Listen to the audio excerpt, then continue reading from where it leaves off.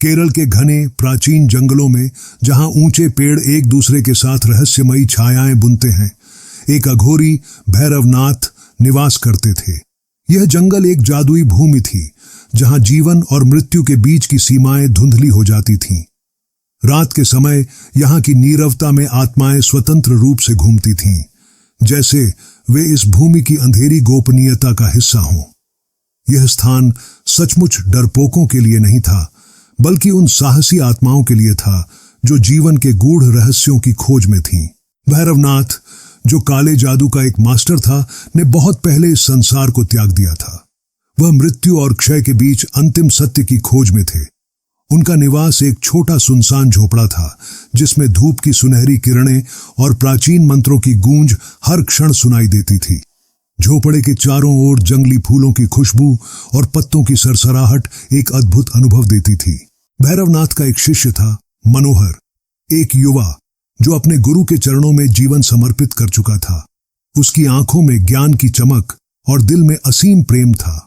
लेकिन मनोहर के दिल में एक गुप्त प्रेम छिपा हुआ था, एक ऐसा रहस्य जो उसके जीवन का सबसे बड़ा सुख और सबसे बड़ा भय बन गया था।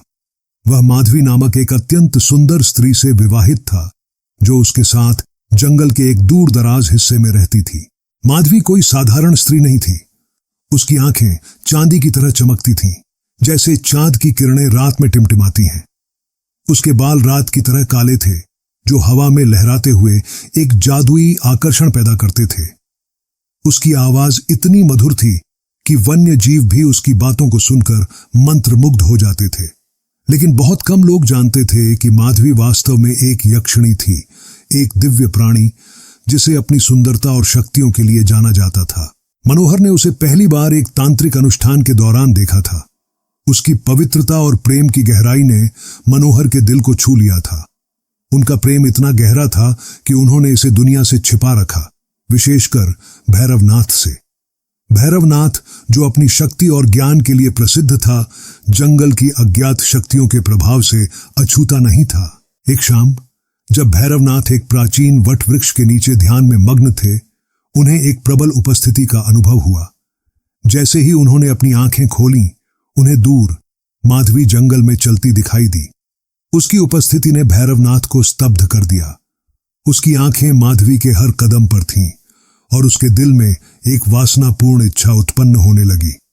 एक ऐसी इच्छा जो पाप पूर्ण थी, लेकिन उसकी आत्मा को मोहित कर चुकी थी। दिन बीतते गए और भैरवनाथ खुद को और अधिक विचलित महसूस करने लगा।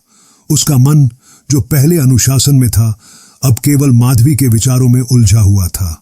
जितना वह ध्यान करने की कोशिश करता, उतना ही उसकी छवि उसके सामने उभर आती। उसकी सुंदरता, उसकी हर चाल, उसकी मुस्कान, यह सब भैरवनाथ के मन को भटकाने लगा। भैरवनाथ, जिसने अपना जीवन मोह माया से दूर रहने में बिताया था, अब उन इच्छाओं में फंस चुका था जिनसे वह हमेशा दूर रहा था। जंगल, जिसकी गहरी रहस्यमयी शक्तियां थीं, उसकी लालसा को और अधिक बढ़ाने लगी। क्या वह अपने भीतर के इस संघर्ष को जीत पाएंगे, या माधवी की सुंदरता में डूबकर अपने ज्ञान और शक्ति को खो देंगे? यह प्रश्न उनके मन में हलचल मचाने लगा और कहानी के अगले मोड़ की ओर उन्हें खींचने लगा।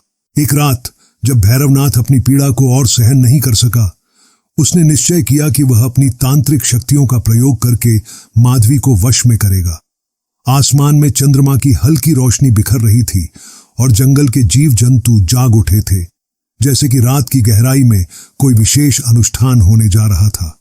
भैरवनाथ ने एक जटिल यंत्र बनाया, जिसे उसने स्मशान की राख से उकेरा था। उसकी चारों ओर की हवा में एक थरथराहट थी, जैसे कि जंगल उसकी हर सांस को सुन रहा हो।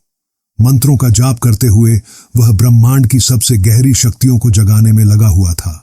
जैसे ही उसने अनुष्ठान पूरा किया, भैरवनाथ ने माधवी को पुकारा। उसकी आवाज में वासना और शक्ति का एक जादुई सम्मोहन था। दूर से माधवी ने इस खलल को महसूस किया और उसके सामने प्रकट हुई। उसकी आभा अंधकार में भी चमक रही थी, जैसे चांद की किरणें रात की चादर में बिखरी हों।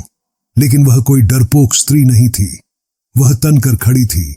उसकी आंखों में एक अद्वितीय ज्योति चमक रही थी और उसकी उपस्थिति एक भयानक आभा से घिरी हुई थी। भैरवनाथ, जो अब वासना में अंधा हो गया था, उसके पास जाकर उसे वशीकरण करने की कोशिश करने लगा। लेकिन माधवी कोई साधारण स्त्री नहीं थी जिसे साधारण मंत्रों से वश में किया जा सके। उसने एक जोरदार हंसी हंसाई, एक ऐसी हंसी जो जंगल के चारों ओर गूंजने लगी और भैरवनाथ की रीढ़ की हड्डी में सिहरन पैदा कर दी। तेज गति से उसने अपना असली रूप प्रकट किया, भयानक यक्षिणी जिसकी आंखें धधकती अंगारों की तरह जल रही थीं और उसके दांत अंधेरे में चमक रहे थे। उसका एक बार सुंदर चेहरा अब क्रोध और शक्ति से भरा हुआ था। उसके बाल हवा में उछल रहे थे जैसे किसी तूफान ने उसे घेर लिया हो। भैरवनाथ पीछे हट गया।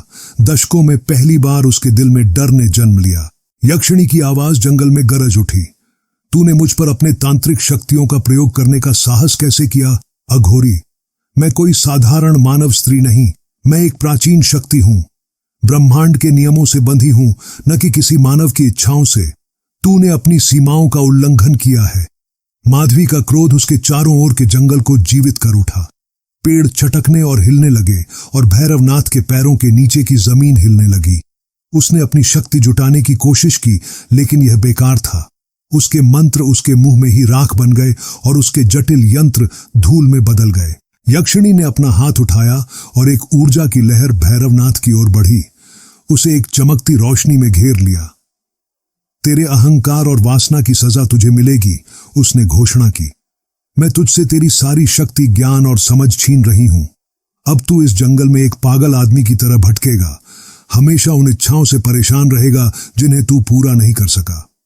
इन शब्दों के साथ माधवी का शाप भैरवनाथ पर चढ़ गया। उसने अपनी शक्तियों को छिन हुए महसूस किया। उसकी आत्मा से उसका आध्यात्मिक संबंध टूट गया। उसका मन, जो कभी तेज और अनुशासित था, अब अराजक विचारों से घिर गया। उसका शरीर, जो कभी मजबूत था, अब कमजोरी से कांपने लगा। अगली सुबह मनोहर जब लौटा तो उसने अपने गुरु, जो कभी शक्तिशाली भैरवनाथ थे, को पागलपन की हालत में पाया। वह व्यक्ति जिसने उसे तंत्र की गहराइयों से परिचित कराया था, अब एक बड़बड़ाते हुए आदमी में बदल चुका था। वह केवल एक स्त्री के बारे में अनर्गल बातें कर रहा था, एक यक्षिणी जिसने उसकी शक्ति चुरा ली थी। मनोहर के दिल में एक गहरी पीड़ा थी। वह जानता था कि उसके गुरु ने खुद पर यह विपत्ति लाई थी, लेकिन फिर भी वह उस व्यक्ति के पतन पर शोक नहीं कर सकता था जिसने कभी उसकी राह दिखाई थी। दर्द और क्रोध से भरा हुआ मनोहर ने अपने गुरु की हालत को देखा। भैरवनाथ की आंखों में एक अजीब सी चमक थी, जो उसकी खोई हुई शक्तियों और अधूरी इच्छाओं की एक गहरी अभिव्यक्ति थी। वह मनोहर के सामने एक बार फिर से अघोरी की पहचान में नहीं थे, बल्कि एक ऐसे व्यक्ति में बदल चुके थे जो अपने ही पागलपन में खो गया था। मनोहर और माधवी ने जंगल छोड़ने का फैसला किया। उन्हें एहसास हुआ कि वे अब ऐसे स्थान पर नहीं रह सकते जहां इतनी अंधकारमय ऊर्जा फैली हो।